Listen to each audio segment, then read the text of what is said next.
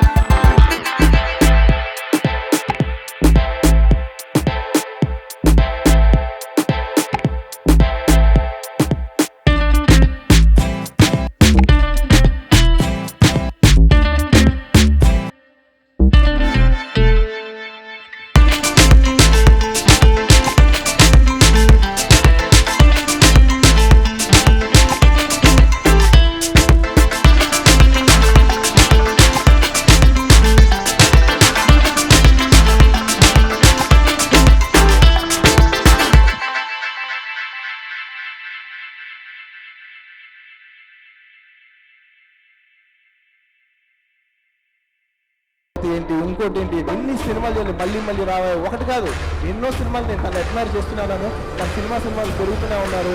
And really జనంలో నుంచి సంపాదించుకునే సెల్ఫ్ మేడ్ హీరో అని.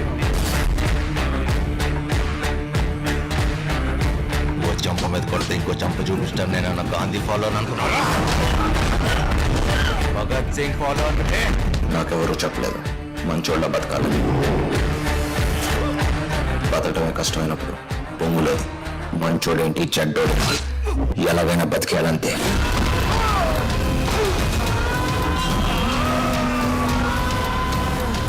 ఒక హీరోగా చేసి అసలు యాటిట్యూడ్ అనేది మేమందరం అసలు ఆరోహించి శర్వ నాకు బ్రదర్ అయిపోయాడు.